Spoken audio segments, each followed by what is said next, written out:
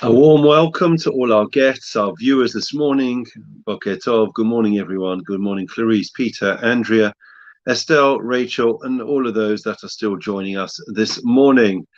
We're in Ethics of the Fathers. We dedicate our learning, as we do every day, in memory of all those that have Yortzeit today, and also all those that we are saying Kaddish for during the course of the year. So we come to one of the most, I think, important Mishnayos in the second chapter of Ethics of the Fathers. Rabbi Gamliel was the son of Rabbi Yahooda. Rabbi Yahooda was the Nasi, was the prince of Israel. And Rabbi Gamliel said as follows: Yafe Talmud Torah im derech eretz. Beautiful or good is Torah with livelihood, with work. Shegiah shnehem mishkachas avon. When you have both of them together, and then sin is forgotten. And then he goes on to say, but if you have just learning, study of the Torah without work, sofa batela, then the Torah itself, the study itself, will become nullified, and it will cause one to stumble and to sin. Then he goes on to say, he's got a lot to say this morning. Anyone who is involved in communal work, will be involved with them for the sake of heaven, because in the merit of their fathers, it helps them. And their righteousness stands forever.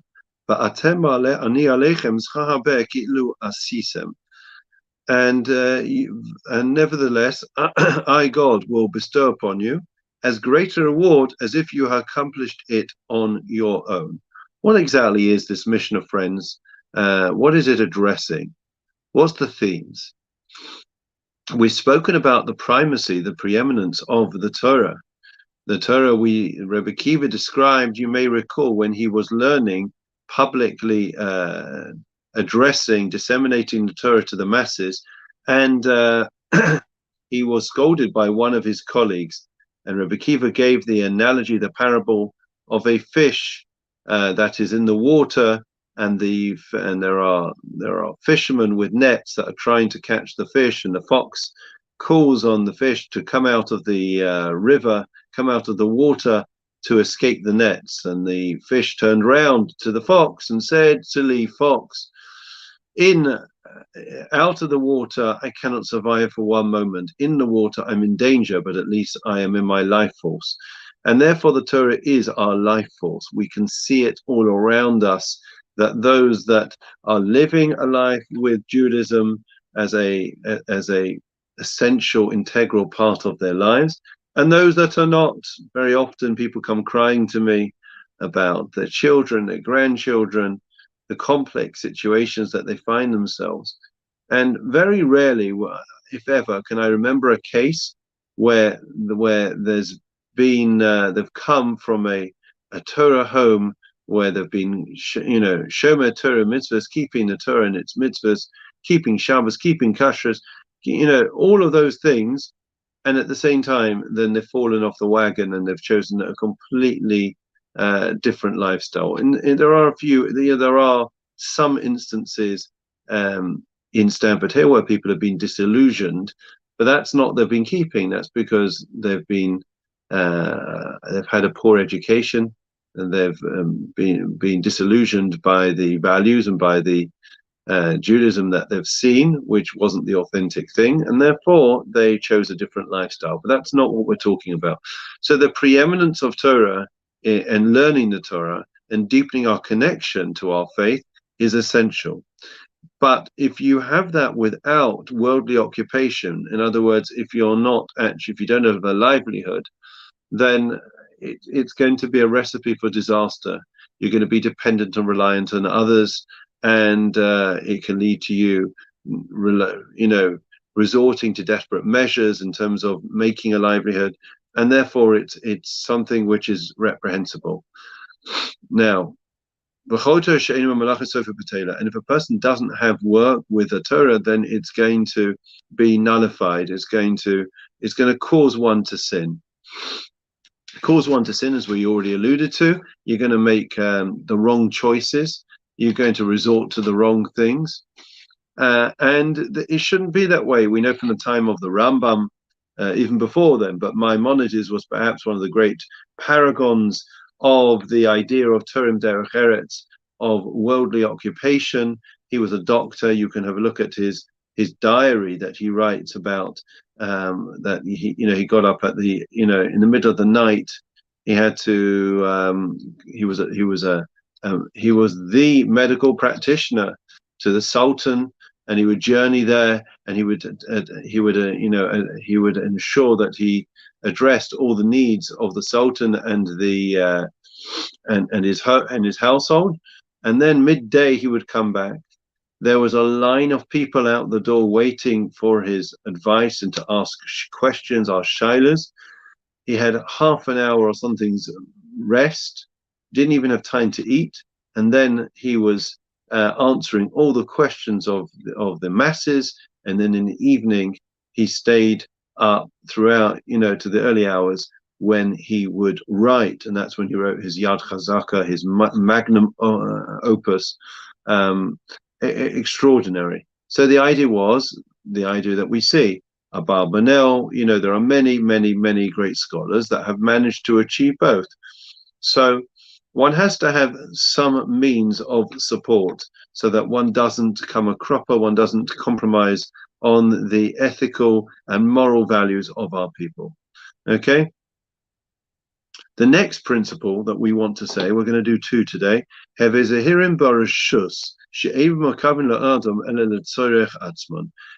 of rulers. It's tempting to put our eggs in one basket, and that basket often can be the non-Jews and governments and royal family and monarchy. So he says, beware of rulers. It's the same Rabbi Gamliel. For they befriend someone only for their own benefit. They act freely when it benefits them, but they do not stand by someone in his time of need. So rulers, it says here, they may befriend people, but generally they do so for what is in their interest. And therefore there is a danger that when you are of need, when you are able to be utilized for the benefit of the monarchy or the ruler, then you have value, and when you don't, then you are discarded. I think that is true to some extent, even in our generation. The Prime Minister's office, it's like evolving door. People are in today, out tomorrow. As soon as somebody is no longer needed, despite they may have made a tremendous contribution to the government and to the country, if they are seen as no longer of significance, then they are cast astray, despite being of tremendous value. It's interesting that some of the great prime ministers and leaders of this country have surrounded themselves with Jews. If you think about Lady Thatcher, Margaret Thatcher, when she was prime minister, so she took into her confidence the likes of Lord Young, and there were many others, Jewish advisors that she had around her, and she valued and appreciated them. She didn't discard them. And there were, when Her Majesty, over the course of her reign, so she was, she valued tremendously as does Prince Charles, Lord Saxe, and before him Lord Jacobowitz, and Rabbi Mervis today also, his opinions are sought. So I think the royalty, it's less like that, this idea that, they use people and then they discard them.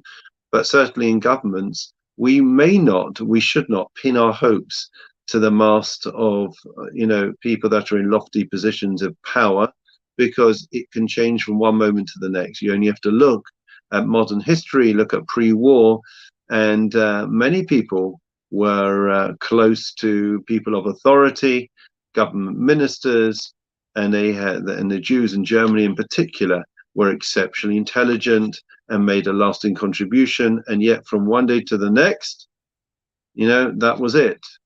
Yeah, Vayakom Melech Chadash, it was like a new leader arose, and Hitler, all of a sudden, that was it. Jews, however valuable, were discarded. So of course, we, from our perspective, we always want to contribute. We always should want to add value to whatever, in any way we can, and a local level and at a central level of government and of council. And we don't do it for reward. We don't do it for protection. We don't do it to wield power. We do it because that's what Jews always have done. They've been loyal citizens going back throughout the centuries, throughout the millennia, in fact.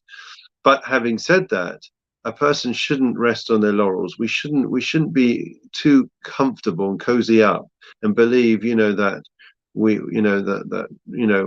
whatever happens, we can be oblivious to the threats or to the rising noises of anti-Semitism. We can't be, and we've learnt that very often the hard way. So that's where we're going to stop today. On the one hand, looking inwardly, the need for a balanced approach to life, fiercely loyal to the principles of our faith, but on the other hand, ensuring that it is accompanied with worldly endeavor. And we mentioned yesterday about the fact that it should be a seamless between the two. It shouldn't be that the couples go off, you go to work, and you are a different animal. You're making the killer deal, and you behave in a very un-Jewish way. And then you come home, and then you're this saint who's charitable and who's giving and who's supporting the local causes. That's not the way it should be. It should be that there should be no difference. You should be seen as a Jew at work or in the community or at home. We're going to stop there for today. Let's continue with Psalm 23. It's wonderful to see so many people joining us. Good morning, David. I hope your back is better. I know you were struggling. The Lord is my shepherd, I shall not want. He causes me to lie down in green pastures. He leads me beside still waters. He restores my soul. He leads me in the paths of righteousness for his name's sake. Even as I walk in the valley of death, of the shadow of death, I will fear no evil, for you are with me. Your rod and your staff, they comfort me. You set a table before me in the presence of my adversaries. You anointed my head with oil. My cup overflows. May only goodness and kindness pursue me all the days of my life, and I will dwell in the house of the Lord for length of days.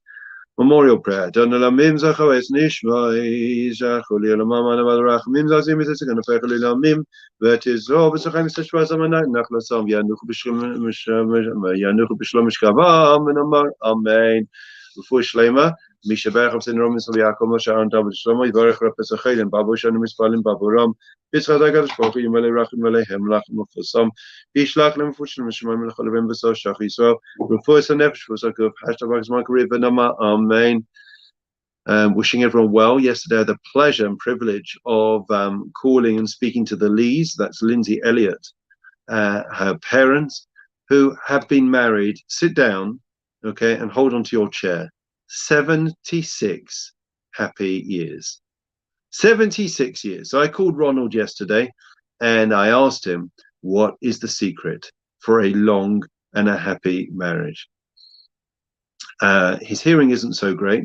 I didn't think that was the secret of a great marriage, but I did speak to his daughter Lindsay, who was able to ask them the question, and Ronald came back and he said, it's that we are constantly and always in love with each other. What a beautiful answer. What a beautiful day.